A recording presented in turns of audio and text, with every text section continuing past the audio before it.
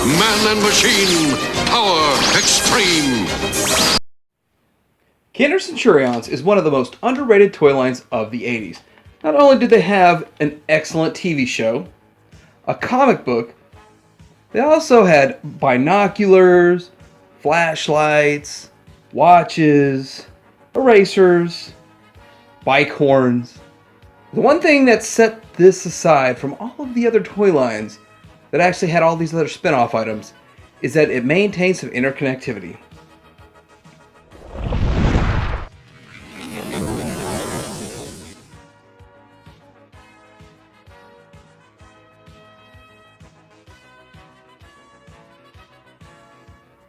Now, on first glance, you might think these figures, well, the heroes are outnumbered, but that's not really true.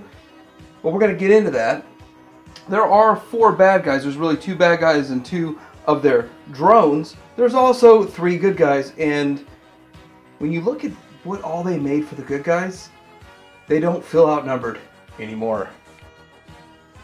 When you see the massive amount of weapon systems, all of the firepower, you might feel bad for the bad guys.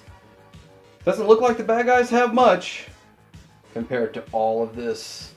And it's all beamed down. Weapon systems beamed down from the space station Skybolt. Some of these action features that they have include a missile launching feature, the ability to mix accessories, place them in any one of the ports, and also, if you turn it, the back piece, the front piece moves. And of course, in some power extreme cases, rotating the front piece could launch a missile. Wow, the 80s were such a dangerous time with all these toy missiles flying everywhere, launching everywhere. But this play feature and all of these play features were made because of this. All these holes in the figure, in the exosuit, you could just place all of these parts and pieces and launchers and missiles, and that's what this toy line was all about. That's what made such an awesome play value added to this toy line. So if you had one of the flashlights or the other flashlight, they are smaller than the originals. When you see how tall the original is compared to the flashlight counterparts. So we're looking at these being approximately 6 inches and these being about 7.5 inches tall. But as you can see, with a couple of accessories plugged into one of these guys, they still maintain connectivity, playability, although they all came with sort of their own accessories. Centurions were way taller than G.I. Joes, way bigger than Joes, and even a little bigger than the Rambo's Force of Freedom line. Starting with the bad guys, we had Dr. Terror. Dr. Terror was an evil genius, half man, half cyborg, and he had a launching claw and missile.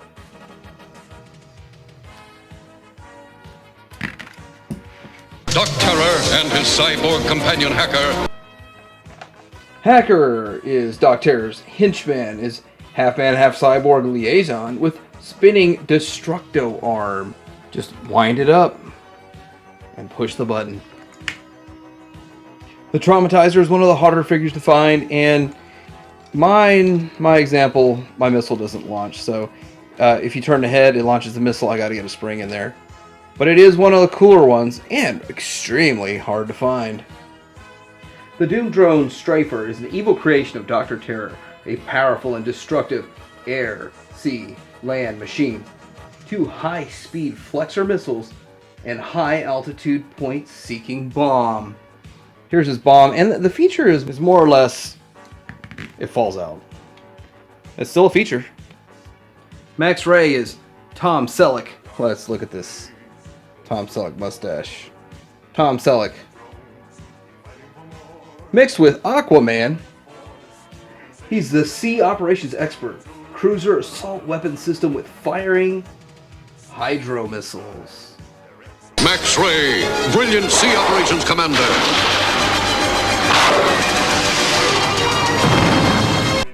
The cool thing about all these is they come with their own weapon system. The figures came with a weapon system, but they come with additional weapon systems.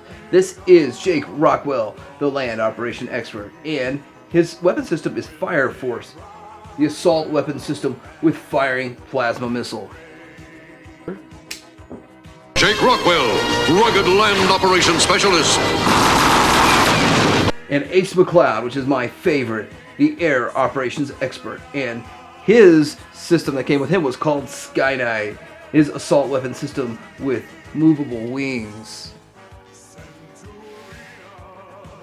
Today we're going to focus on his weapon systems, and that piece does not come with him. Ace McCloud, daring air operations expert. Today we're going to focus on Ace McCloud, and yeah, this is kind of a combination of Maverick from Top Gun and, well, Maverick from Top Gun.